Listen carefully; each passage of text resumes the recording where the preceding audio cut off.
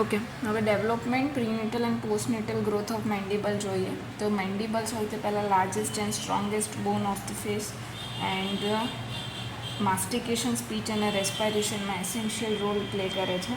હવે complex process છે મેન્ડિબલ development અને શેનાથી ઇન્ફ્લુઅન્સ થાય genetic factor, mechanical force, hormonal regulation and interaction between host and surrounding tissue. સૌથી પહેલાં આપણે જોઈએ પ્રીનેટલ ગ્રોથ, જેમાં એમ્બ્રિયોનિક સ્ટેજ હોય. સ્ટાર્ટ ક્યાંથી થાય? 4th વીક ઓફ ઇન્ટ્રાયુટ્રાઇન રાઇઝ અને મેન્ડિબ્યુલર પ્રોમિનન્સથી સ્ટાર્ટ થાય, જે ડિરાઈવ થાય છે ફર્સ્ટ બ્રેકિયલ આર્ચ અને એની કાર્ટિલેજ છે મેકલ્સ કાર્ટિલેજ. ઓકે, જે કન્ટ્રીબ્યુટ કરે initial shape formation of the mandible. પછી ઇન્ટ્રામેમ્બ્રેનસ ઓસિફિકેશન થાય around 6th week of intrauterine life, કે જેમાં મેઝેન્કાઇમમાંથી ડાયરેક્ટ મેન્ડિબલ બોન ફોર્મ થાય છે. ઓકે, અને એની ઓસિફિકેશનની સાઇટ ક્યાં હોય કે ઇન્ફિરિયર આલ્વેલર નર્વ આવતી હોય, એની જે બ્રાન્ચ પડે છે મેન્ટલ નર્વ અને ઇન્સિઝિવ બ્રાન્ચ પડે છે, એ બાયફર્કેશન સાઇટે ઇનિશિયલ ઓસિફિકેશન સેન્ટર હોય.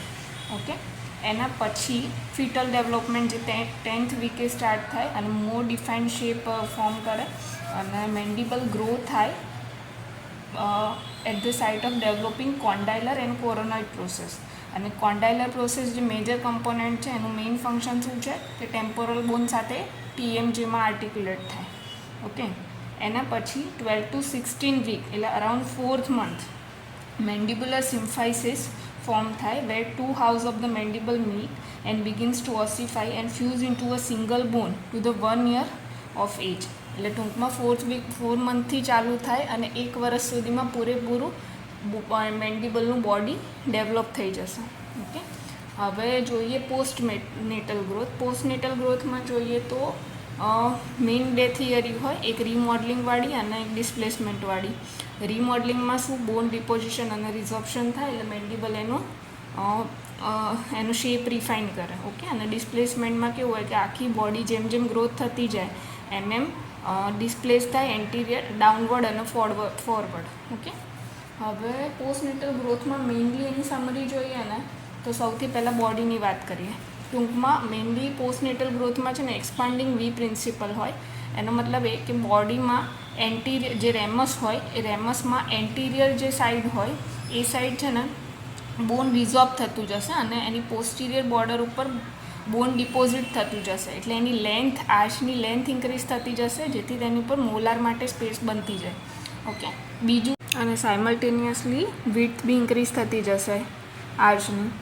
હવે બીજું રેમસ જોઈએ તો રેમસમાં પણ સેમ જ હોય કે એ પણ ગ્રોથ સાઇટ છે કે જ્યાં રિઝોર્પ્શન એન્ટિરિયર બોર્ડરમાં થાય અને પોસ્ટિરિયર બોર્ડરથી ધીરે ધીરે સેપરેટ થાય અને પોસ્ટિરિયર બોર્ડર પર બોન ડિપોઝિટ થાય. એટલે રેમસ છે ને એ શિફ્ટ થાય પોસ્ટિરિયરલી અને અપરાઇટ પોઝિશન ઉપર. ઓકે, હવે ટ્રાન્સફર્સ ડિપોઝિશન થાય. માનો કે મીડિયલ સરફેસ જે હોય એમાં બોન ડિપોઝિટ થતું જાય અને લેટરલ સરફેસ જે હોય રેમસની એમાં બોન રિઝોર્બ થતું જાય. એટલે ફરીથી એક્સપાન્ડિંગ વી પ્રિન્સિપલ લાગે કે અંદરની સાઈડ એડ થતું જાય અને બહારની સાઈડ રિઝોર્બ થતું જાય. ઓકે, હવે ત્રીજું છે કોરોનોઇડ પ્રોસેસ. કોરોનોઇડ પ્રોસેસ એ સેમ ગ્રોથ પેટર્ન જે રેમસની છે એને ફોલો કરે છે અને ટેમ્પોરાલિસ મસલની એક્ટિવિટીથી ઇન્ફ્લુઅન્સ થાય છે. ઓકે, અને કોરોનોઇડ પ્રોસેસમાં બી સેમ જ છે કે transfers deposition on the medial surface એટલે ઇનર સાઇડ ડિપોઝિશન થાય અને આઉટર સાઇડ રિઝોર્પ્શન થાય. હવે કોન્ડાઇલર જે મેજર ગ્રોથ સાઇડ છે એમાં grow posteriorly and superiorly when mandible is translated. એટલે મેન્ડિબલ જેમ જેમ એન્ટિરિયર સાઇડ ડિસ્પ્લેસ થાય એમ કોન્ડાઇલર પ્રોસેસ જે હોય એ ગ્રો થાય પોસ્ટિરિયરલી અને સુપિરિયરલી, અને જ્યારે ડિસ્પ્લેસ થાય ત્યારે કાર્ટિલેજ, કોન્ડાઇલર કાર્ટિલેજ અંદર ફિલ થતી જાય.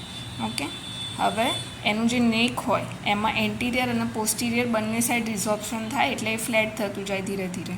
અને લાસ્ટ સિમ્ફાઇસિસ, જે સિમ્ફાઇસિસ રોલ પ્લે કરે છે એમાં આલ્વ્યુલસ બોન હોય ને એમાં ચીન પોઈન્ટ જે હોય એની અબોવ એના ઉપરની સાઈડ ઉપર બોન રિઝોર્બ થતું જાય અને ચીન મતલબ મેન્ડિબલની ઇનર સરફેસ ઉપર સિમ્ફાઇસિસમાં અંદરની સરફેસ ઉપર બોન ડિપોઝિટ થાય. અને કેમ કે ચીનની ઉપર બોન રિઝોર્બ થતું જાય અને ચીનવાળો જે પોઈન્ટ હોય ત્યાં બોન ડિપોઝિટ થાય એટલે ત્યાં પ્રોમિનન્સ બને જેને પોગોનિયન કહેવાય.